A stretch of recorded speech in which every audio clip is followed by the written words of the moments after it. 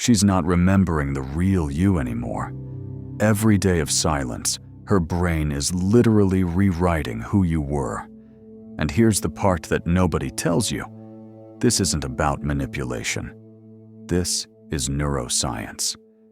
Stay with me for the next 16 minutes, because by the end, you'll understand why silence does what 1,000 texts never could.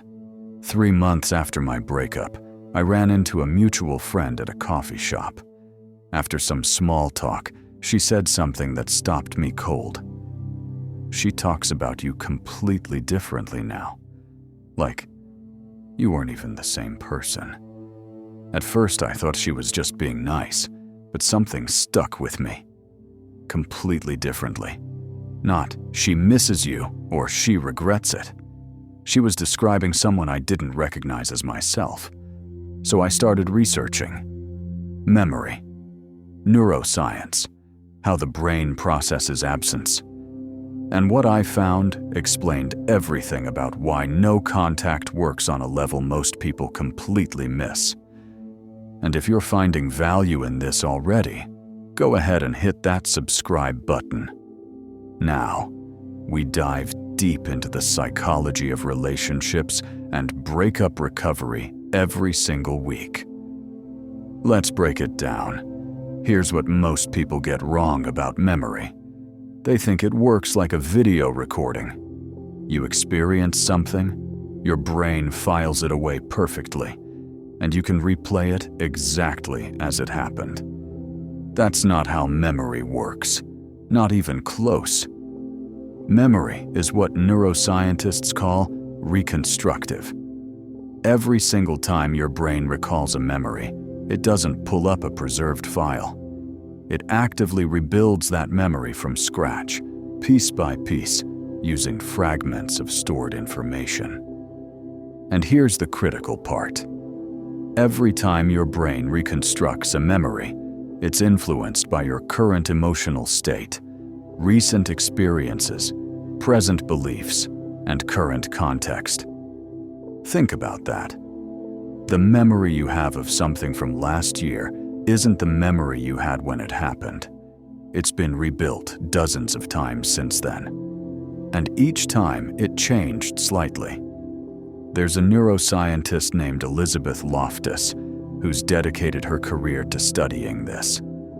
She's proven that memories can be significantly altered, even completely fabricated, without people realizing it's happening. Not through mind control, just through the normal process of memory recall. In one famous study, she convinced people they'd been lost in a mall as children, something that never happened, just by having family casually mention it. Participants didn't just believe it, they added details, described the mall, how scared they felt. Their brains constructed an entire false memory that felt completely real. When your ex remembers you, she's not remembering the actual you. She's remembering her current reconstruction of you, filtered through who she is right now, what she's feeling now, what she's experienced since you've been gone. When you go completely silent, you stop providing new data. You stop giving her brain fresh information to incorporate. So what does her brain do? It improvises. It fills gaps. It edits. Every day of silence, her brain is rewriting who you were. Not consciously, automatically. So why does no contact specifically create idealization? Why does she start remembering you as better than you were? 3 psychological mechanisms working together. Mechanism 1, the Zeigarnik effect. This principle says incomplete tasks stick in our minds way more than completed ones. When you're watching a series and it ends on a cliffhanger, you can't stop thinking about it. It loops in your mind. But once you see the resolution, your brain releases it. You move on. Relationships work the same way. When a relationship ends with clear closure, honest conversations, mutual understanding, the brain can file it as complete.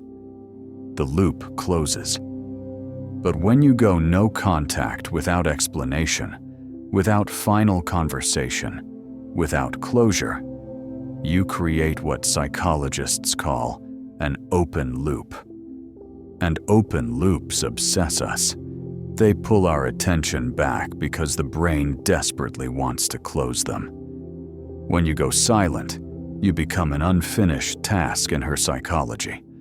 Her brain keeps returning to it, reconstructing memories, trying to make sense of the absence, attempting to close the loop you left open. Mechanism 2.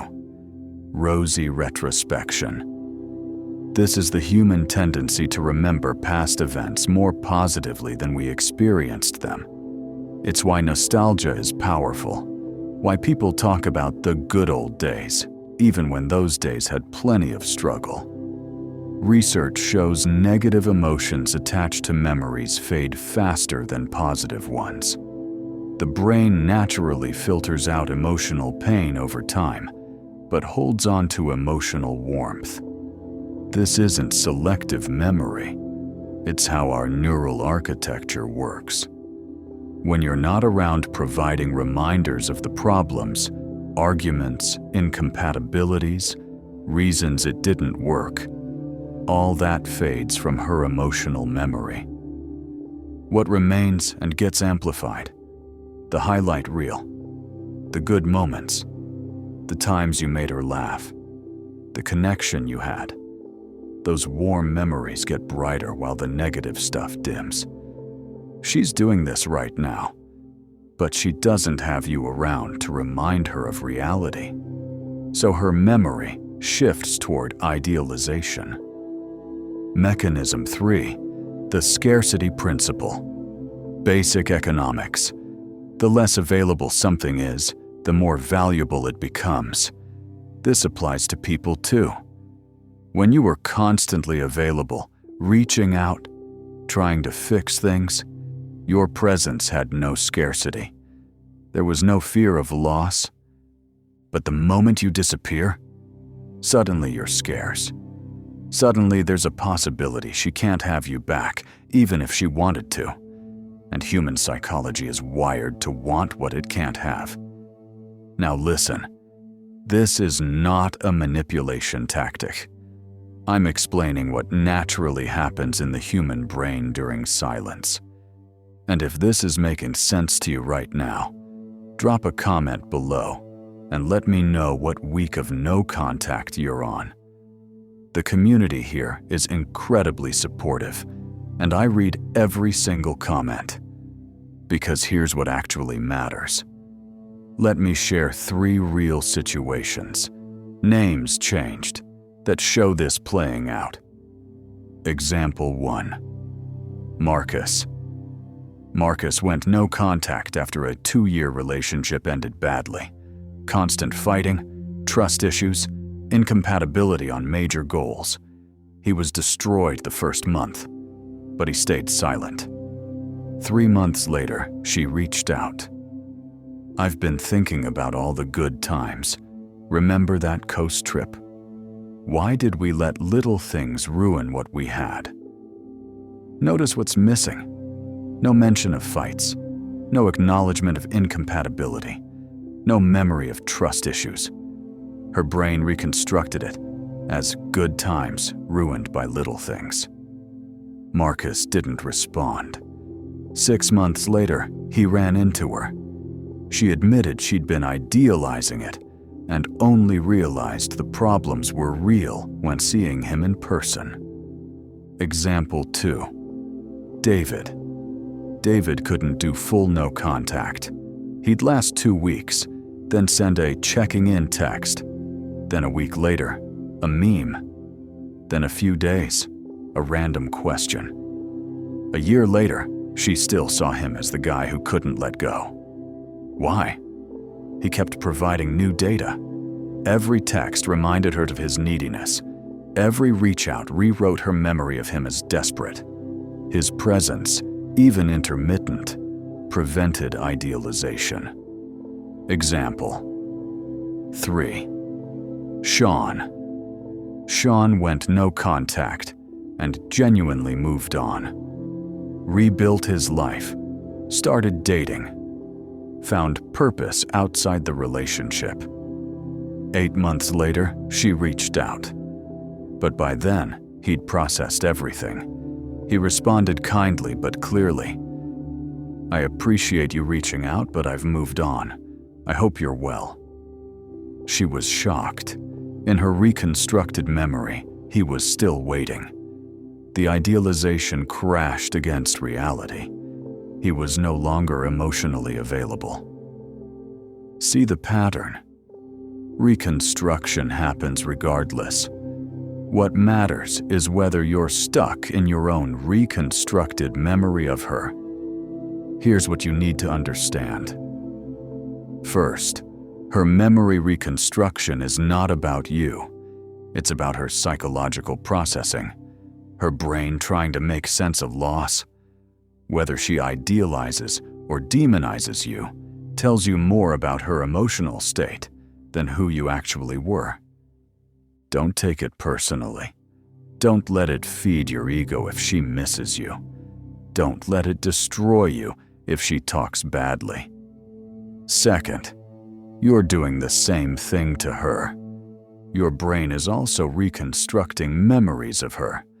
If you're in pain, you might idealize her. If angry, demonize her.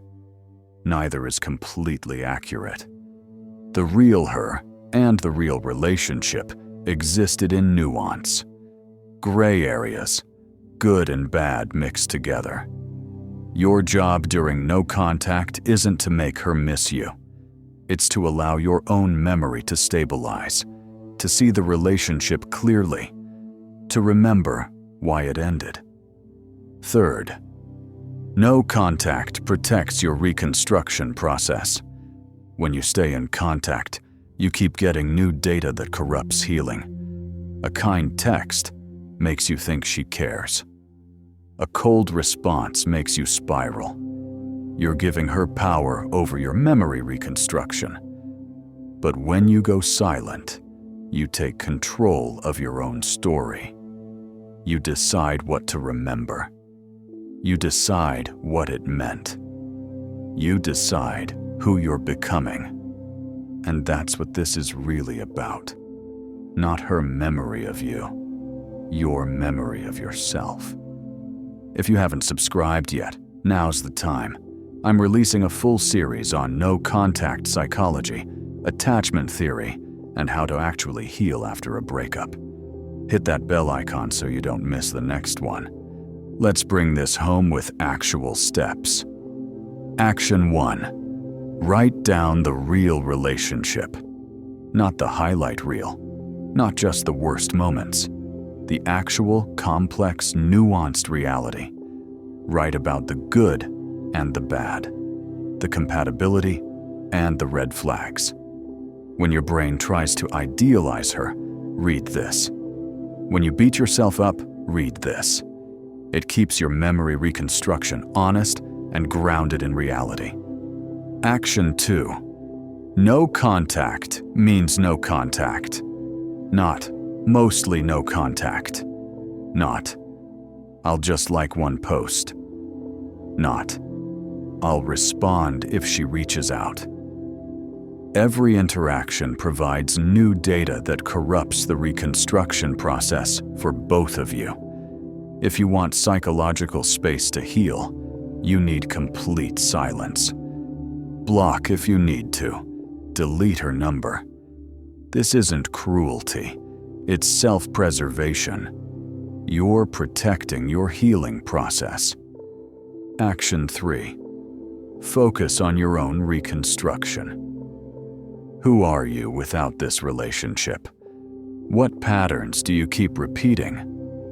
What do you actually want in a partner? What values matter to you? Use this time to rebuild your identity clearly, not based on her validation, not based on whether she comes back, based on who you want to become. Reality check time. She might idealize you and never reach out. She might idealize you, reach out, and you realize you don't want her back. She might not idealize you at all. She might move on completely. And all of those outcomes need to be okay with you. Because this was never about controlling her memory of you.